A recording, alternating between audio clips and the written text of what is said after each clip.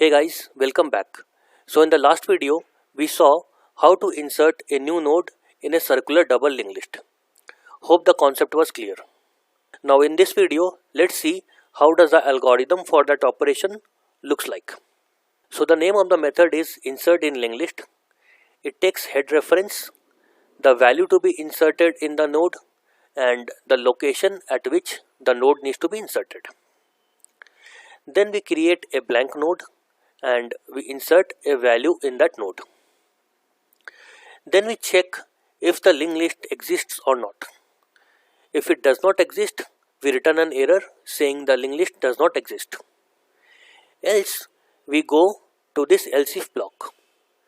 So if location equals to 0, that means if we want to insert the new node at the start of a list, then what we have to do?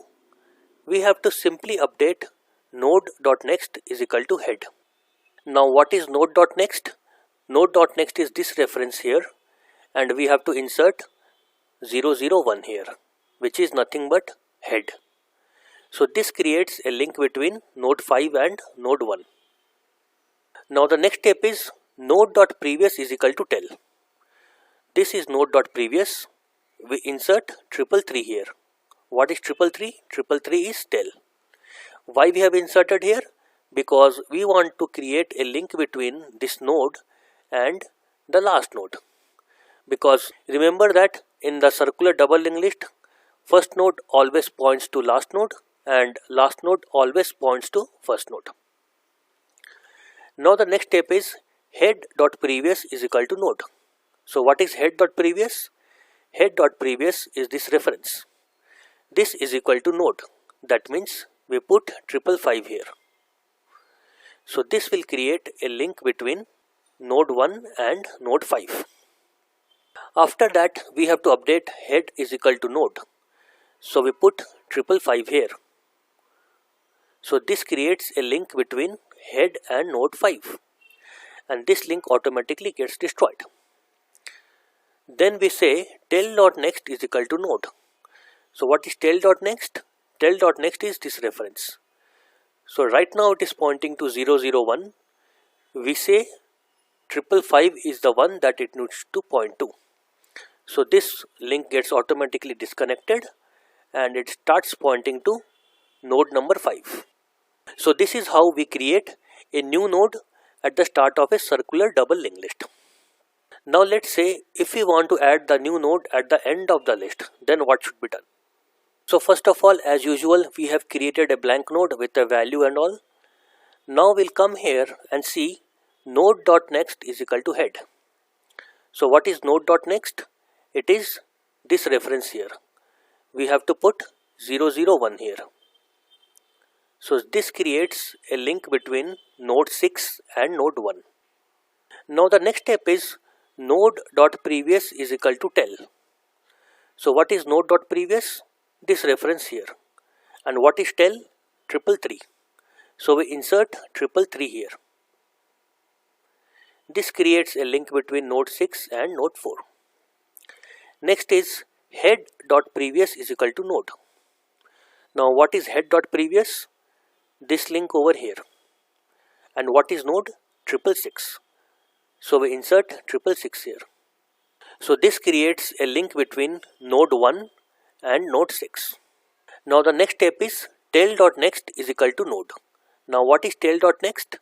Tell right now is 333. So tell.next is 001. So we say in tell.next we have to insert node. So we put 666 here.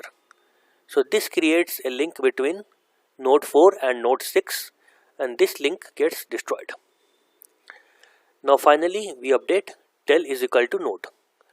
So we put 666 here. So this destroys this existing link between node 4 and creates a new link between tell and node 6. So with that we have successfully inserted a new node at the end of the list. Now let's say if we want to insert a new node apart from first and last node, then how it should be done. So the step remains same. That is, first we create a blank node and insert a value in it. So we have inserted 70 in it. Now let's say if we want to insert this new node in between node 3 and 4.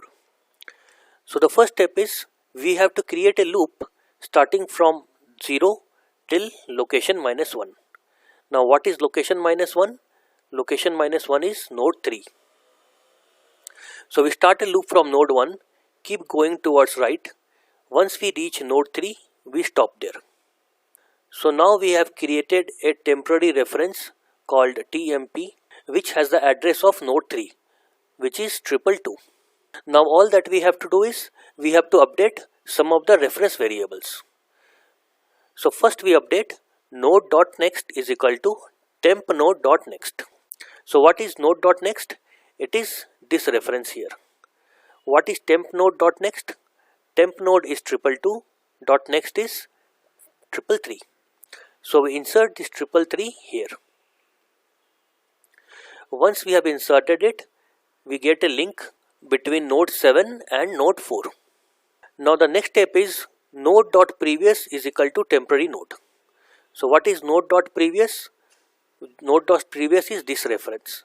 Here we put temporary. So what is temporary? 222. So this creates a link between node 7 and node 3. Now we say temp node.next is equal to node. So temp node is 222, dot next is this reference here. So we insert the value of node here, which is 777.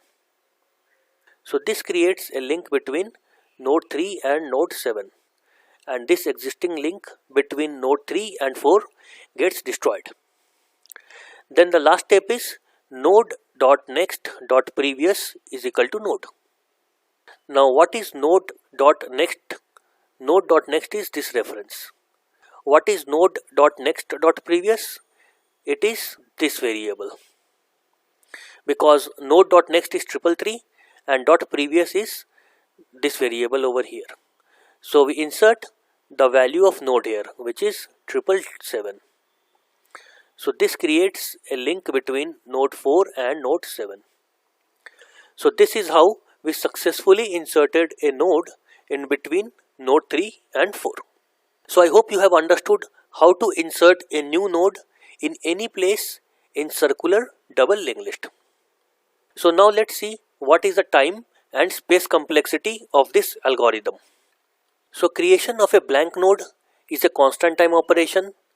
Inserting a value in the node again is a constant time operation.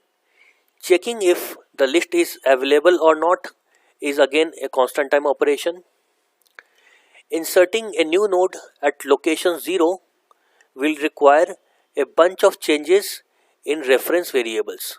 So all of this will take constant time operations. Similarly, if we want to insert a node at the last position, then all we have to do is we have to update some of the reference variables. All of them will once again take constant time. Now if we want to insert the node at any other place, then we have to run a loop starting from 0 till location -1.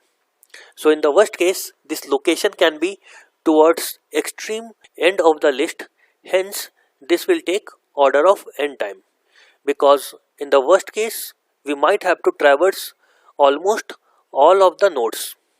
Once we have discovered the temporary reference, after that we have to update some of the reference variables, which will just take some constant time.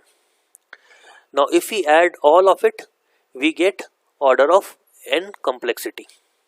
Now space for this will be order of 1, because we are using some temporary variables here and there, but nothing more than that, which is proportional to the size of the linked list.